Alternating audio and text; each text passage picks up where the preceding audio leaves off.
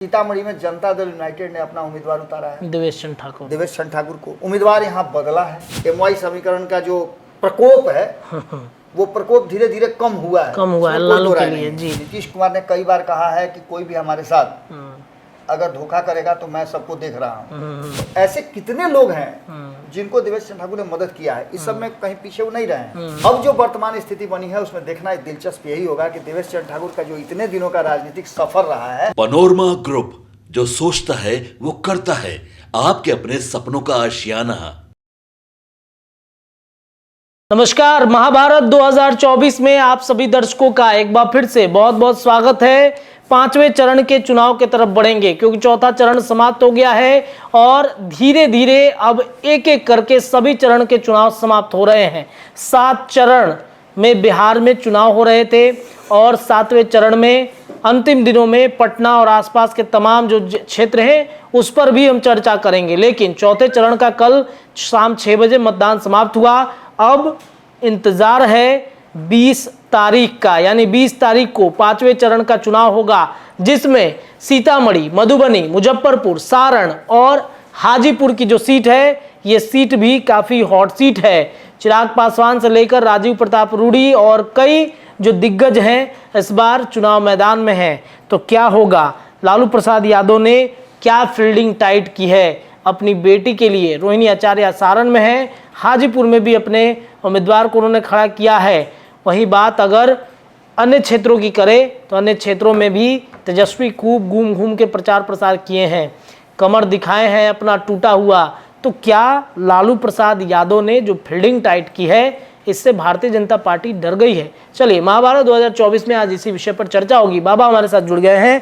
5वें चरण की चुनाव, ये सीटें जो हैं बेहद महत्वपूर्ण सीटें हैं। क्या लग रहा है? लालू की बेटी भी एक सीट पर यहाँ पर लड़ रही हैं।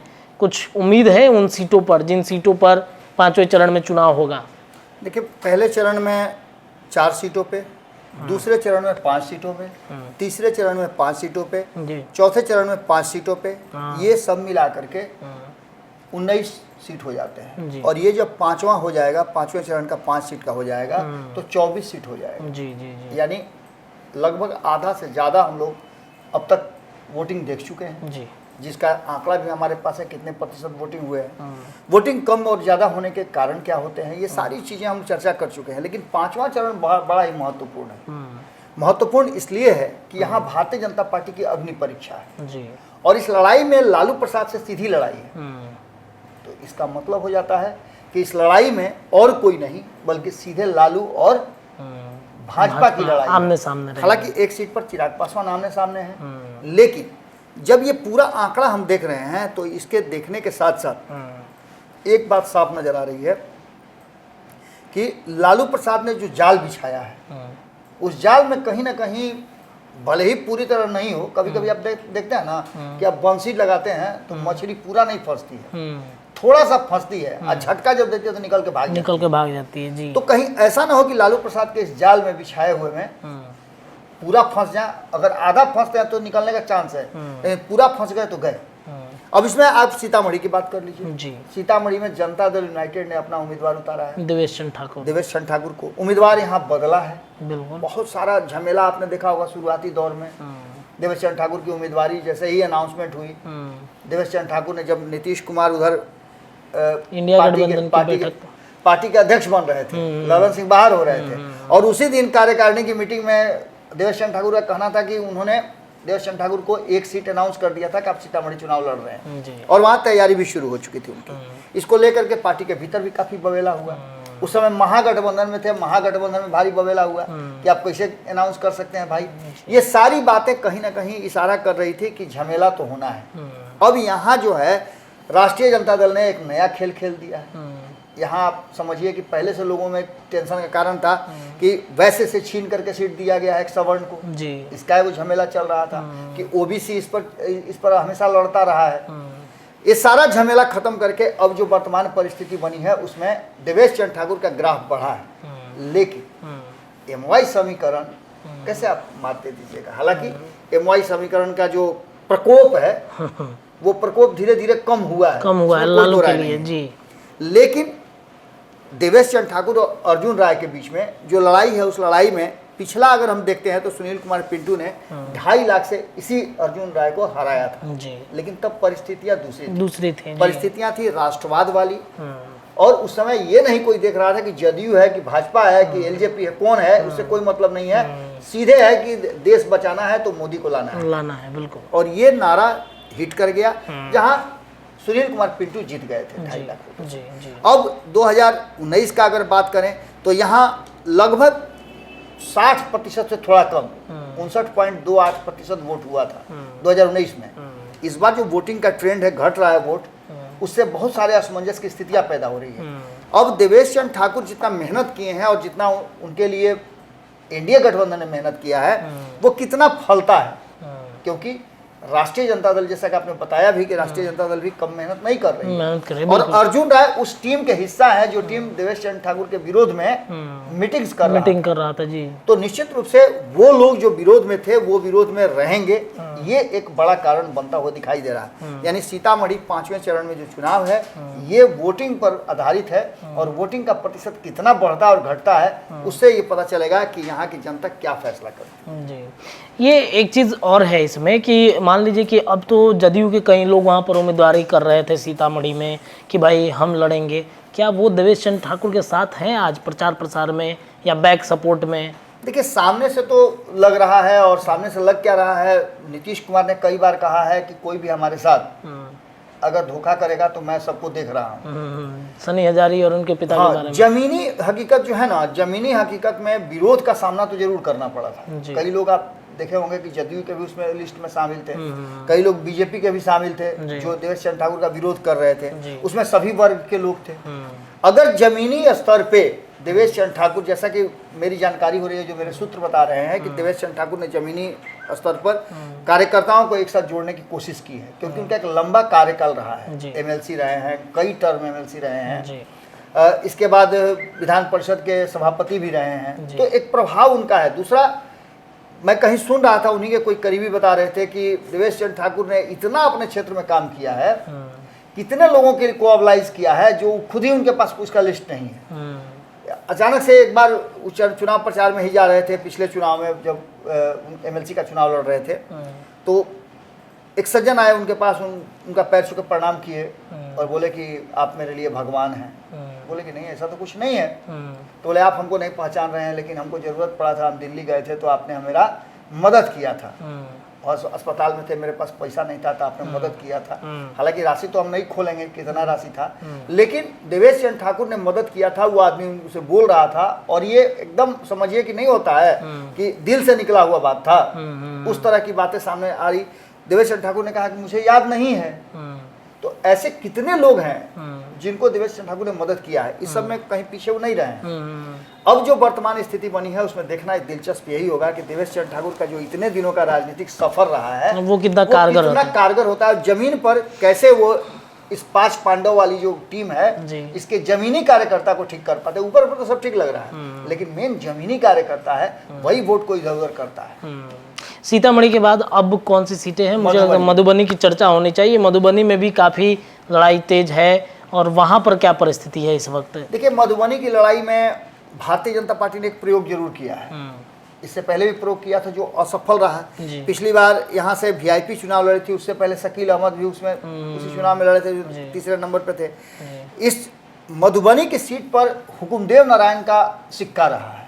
एक लंबा समय तक वो उस पर अब काफी नामी गिरामी नेता भी माने जाते थे, बहुत वोकल थे, भारतीय जनता पार्टी के बड़े मजबूत स्तंभ के रूप में देखा जाता है। उनके पुत्र अशोक यादव को 2019 में चुनाव लड़ाया गया, और लड़ाया गया तो वो अच्छी खासी मार्जिन से जीते भी, 4,55,000 वोट से जीते थे। बहुत बड़ा मार्जिन है, बहुत बड़ा मार्जिन था, क्योंकि वहां से जो उनके विरुद्ध उम्मीदवार थे महागठबंधन के, वो वीआईपी से बद्री पूर्वे थे।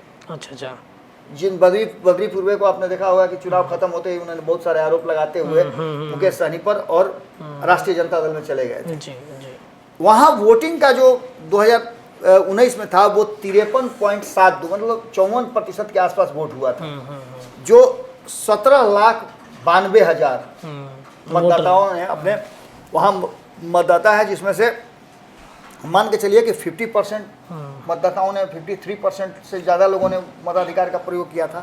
तो यानी कि 8 लाख से ज़्यादा लोगों ने मताधिकार का प्रयोग किया था। जी। तो ऐसी स्थिति में जो ट्रेंड बना था अशोक यादव के लिए, अशोक यादव के बारे में कहा जा रहा था उनका टिकट कट जाएगा, बहुत सारी बातें हम लोग ने भी आकलन जो किया था उसमें था कि अशोक यादव नहीं है, लेकिन हुकुमदेव नारायण का अपना जो बनाया हुआ जमीन है वो जमीन अभी भी है और अशोक यादव उसकी फसल काटने में सफल होते नजर आ रहे हैं। जी।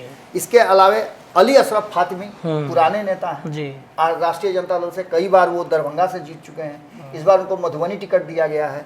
पिछली बार वो नाराज होकर के राष्ट्रीय जनता दल से जदयू में चले गए थे, इस बार जदयू से नाराज होकर के राष्ट्रीय जनता दल में आ गए हैं। टिकट तो मिल गया है, लेकिन टिकट मिलने का कितना फायदा उठा पाएंगे ये बड़ी महत्वपूर्ण है, क्योंकि जो लालू प्रसाद ने हालांकि तिकड़म भिड़ाया है वो तिकड़म कारगर होता हुआ नजर आ रहा है बहुत जगह पर। इसीलिए आपको नजर भी आया होगा कि कोई स्पष्ट नहीं कह रहा है कि हम जीत रहे हैं। उन्होंने जो समीकरण गढ़ा है MY+M, मुस्लिम, यादव और मल्लाह, ये समीकरण उनका कहीं ना कहीं बहुत हद तक अगर नहीं तो इन्फ्लुएंस जरूर कर रहा है। यहाँ भी मल्लाहों का एक अच्छा खासा दबदबा है। अब देखना होगा कि ये तीनों मिल करके इस तिकड़ी को कैसे भेद पाती है भारतीय जनता पार्टी।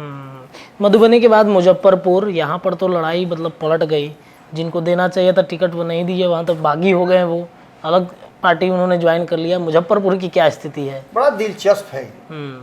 दिलचस्प इसलिए है कि आप समझिए कि जिस आदमी ने जमकर विरोध किया, जिस आदमी के चलते एक नाम आया सामने कि राजभूषण, जो कि पिछले चुनाव हारे थे, VIP के उम्मीदवार थे, जी। और इसके चलते आपको मालूम होगा कि अजय निषाद और मुकेश सहनी में किस तरह की दूरियां बन गई थी। वही अजय निषाद और मुकेश सहनी जब एक मंच पर होते हैं और कहते हैं कि राजभूषण को हराइए, उसी राजभूषण को जो कि एक लंबे समय तक संस्थापक सदस्यों में से रहे हैं वो VIP के, और वो अब BJP के कैंडिडेट हैं, और BJP का कैंडिडेट कांग्रेस से कैंडिडेट है, और उसकी मदद कौन कर रहा है?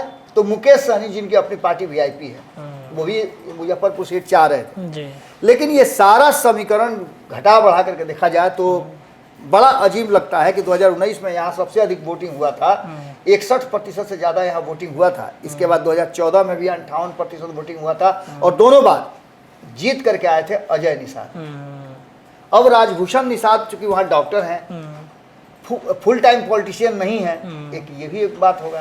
भारतीय जनता पार्टी ने क्या सोच करके इनको दिया है, ये भी एक बड़ा बात है। इन्फ्लुएंस कितना कर पाए भारतीय जनता पार्टी को, कितना समझा पाए कि हम विनिंग कैंडिडेट हैं, ये एक बड़ी बात है। इसके अलावा जब 4 लाख वोट से कोई व्यक्ति हारता हो और उसी आदमी से हारता हो जिसको आप उम्मीदवारी नहीं दे रहे हैं जी, वही आपके सामने आ जाता हो, तो निश्चित रूप से यहाँ ट्विस्ट जरूर है जी। राजभूषण को हो सकता है कि भ्रम हो गया हो कि वो भारतीय जनता पार्टी का नाम है, नरेंद्र मोदी का छवि है। कल नरेंद्र मोदी ने वहाँ चुनाव प्रचार भी किया है, उनको जिताने का अपील भी किया है, तो लगता हो कि वो जीत जाएंगे। लेकिन यहाँ अजय निषाद को कमजोर समझ लेना, और जो मुकेश सहनी उनके साथ हैं, मुकेश निषाद उनके साथ हैं जी, MY समीकरण उनके साथ है, कांग्रेस का कैडर उनके साथ है, तो ये सारी परिस्थितियां लेकर के कहीं ना कहीं राजभूषण के लिए मुश्किल जरूर पैदा कर रही है। हो सकता है कि डॉक्टर साहब को लगा हो कि 2019 वाला मोदी पूरा लहर चल रहा है, इस बार परिस्थितियां बिल्कुल उलट है। बिहार में रत्नेश आप देखिए कि जितने भी कैंडिडेट है ना, कोई नहीं कह रहा है कि हम अपने बदौलत जीत रहे हैं, सारे लोगों को मोदी का ही भरोसा है।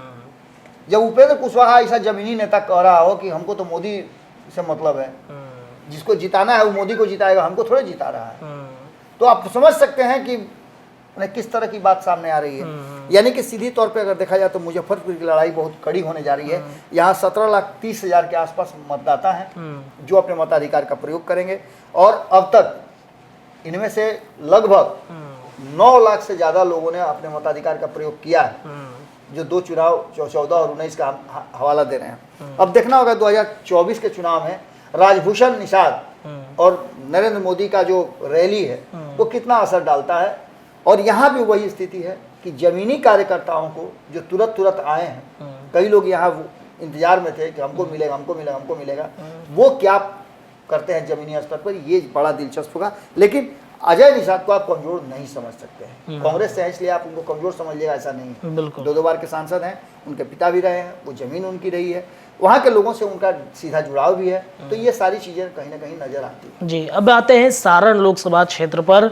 इस पर विशेष रूप से ध्यान है, लालू परिवार का पूरा ध्यान है, लालू परिवार लगा हुआ है। उनकी जो बेटी हैं लालू प्रसाद यादव की, रोहिणी आचार्य, जिनके बदौलत आज लालू प्रसाद यादव चल फिर रहे हैं, मतलब एक नया जीवन दान उन्होंने दिया है।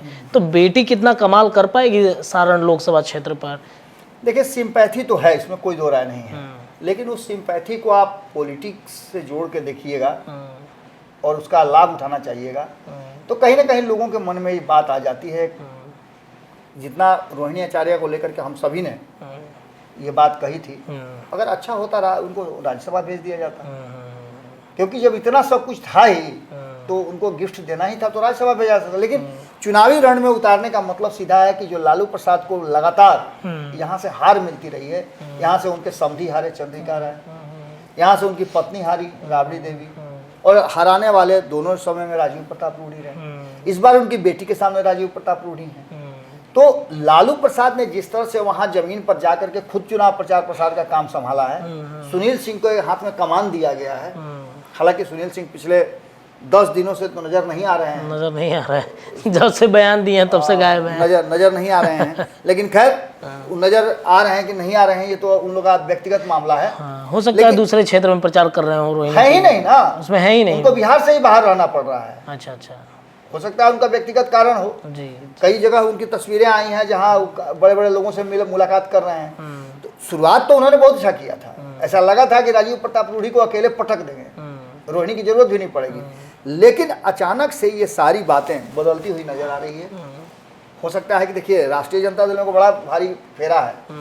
राष्ट्रीय जनता दल के किसी नेता को आप अभी फोन कीजिए और कहिए भारत लाइव से बोल रहे हैं, तो जैसे आप कहिएगा भारत लाइव से, तो फोन काट देगा जी।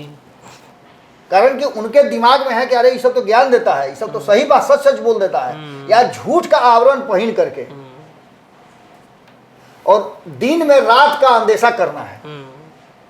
उनका बात खूब सुनेंगे। तो निश्चित रूप से जो आदमी, हम पहले भी कह चुके हैं कि जिस व्यक्ति का सचिव, वैद्य, गुरु, ये सब उसके मन के मुताबिक बात करें, डॉक्टर उनको कड़ी दवा नहीं दे, उनका सचिव है उनको सही आकलन नहीं दे कि कहीं बॉस मेरे गुस्सा मत जाए, और गुरु जो है उनको सही शिक्षा नहीं दे, तो आप समझ सकते हैं कि उस आदमी का क्या स्थिति होगा। बिल्कुल बिल्कुल बिल्कुल।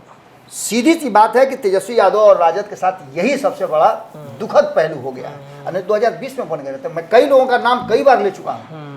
मैंने कई बार ये बात कहा है कि बहुत सारे लोग हैं जो अगल बगल में जो उनका माहौल है उस माहौल से नाराज हैं। वो नहीं चाहते हैं कि तेजस्वी यादव मुख्यमंत्री की कुर्सी बने। वो जानते हैं कि तेजस्वी यादव मुख्यमंत्री की कुर्सी बनेंगे तो हम भी तो वही हैं, मेरा क्या होगा। आप तेजस्वी यादव के इर्द गिर्द गिने चुने लोगों को देखिए, आप फोन कीजिए, उनके मुख्य प्रवक्ता है ना, मुख्य प्रवक्ता को जरा फोन कर लीजिए।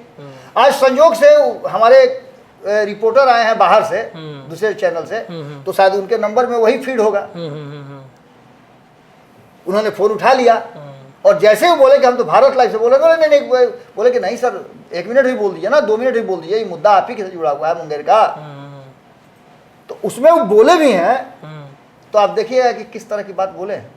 वो खबर भारत लाइव पे लगी हुई है। जी। लेकिन उसके अलावा जितने भी प्रवक्ता हैं उनको फोन करके पूछा गया। कभी कभी हमारे यहाँ से मुकेश जी जाते हैं तो मुकेश जी जाते हैं तो लोग समझता है कि मुकेश जी से क्या जो मन में आया वो बोल दिए, बात खत्म हो गई, एक कोरम पूरा किया जाता है। लेकिन जो असल बात बोलने वाले लोग जो हैं वो कोशिश करते हैं कि दूर दूर ही रहे। खैर इससे हमारा क्या लेना देना है, वो उनका व्यक्तिगत मामला है। लेकिन जो सारण में लड़ाई है, सारण की लड़ाई है, उसमें राजीव प्रताप रूढ़ी ने एक ऐसा बिसात बिछाया है, और खास करके राजपूत, भूमिहार, ये सभी लोग लालू प्रसाद को डायरेक्ट अगर लाभ पहुंचा हो तो वहाँ एकजुट हो जाते हैं, इसमें कोई दो राय नहीं है। चंद्रिका राय भी तो राजीव प्रताप रूढ़ी के समर्थन में ही है, वो भी कुछ वोट तो दिलवाएंगे ही उनको। बिल्कुल, इसमें कोई दो राय नहीं, चूंकि उनके भी पिताजी जो हैं वो बिहार के मुख्यमंत्री रहे हैं। जी जी, दरोगा प्रसाद राय। दरोगा प्रसाद। तो ऐसी स्थिति में वो भी मुख्यमंत्री का परिवार है और दूसरा मुख्यमंत्री का परिवार लगातार हारता रहा है। चंद्रिका प्रसाद राय जब खड़े हुए थे तो उनके साथ साथ और भी कई लोगों को आपने देखा होगा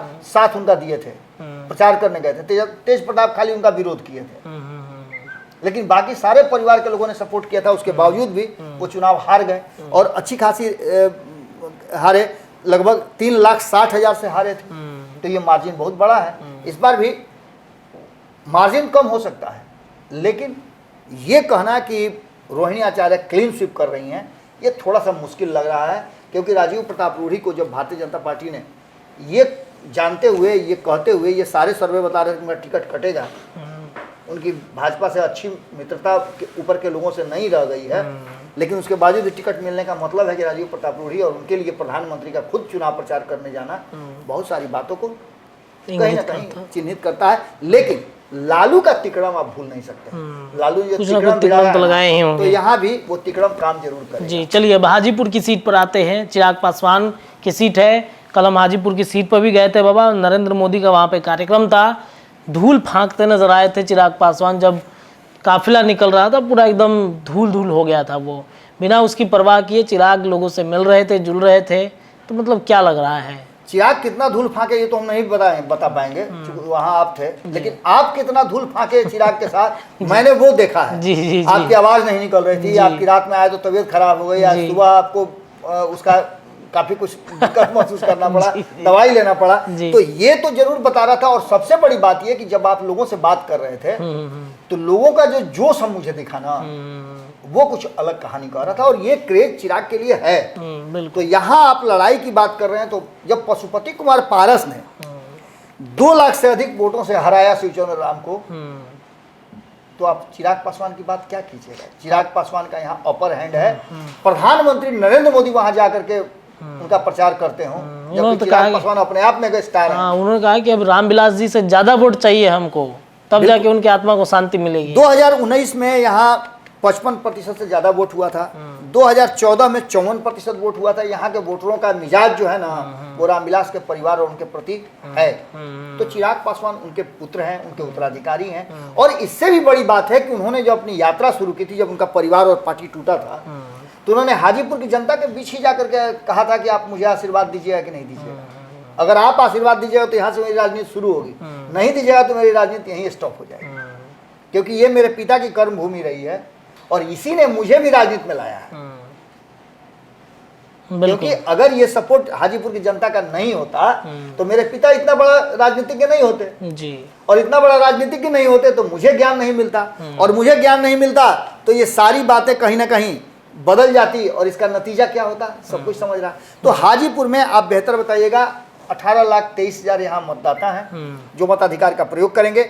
और पूरी तरह से ये बना हुआ है दायरा। उस दायरे में एक बात तो साफ नजर आ रही है कि कहीं ना कहीं चिराग पासवान का अपर हैंड है।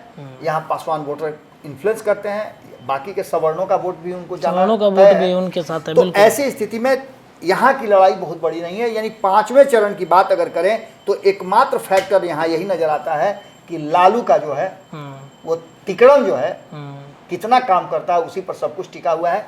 लेकिन कई ऐसी सीटें हैं जहां तिकड़म से भी बड़ा तिकड़म लालू ने काम कर रहा है।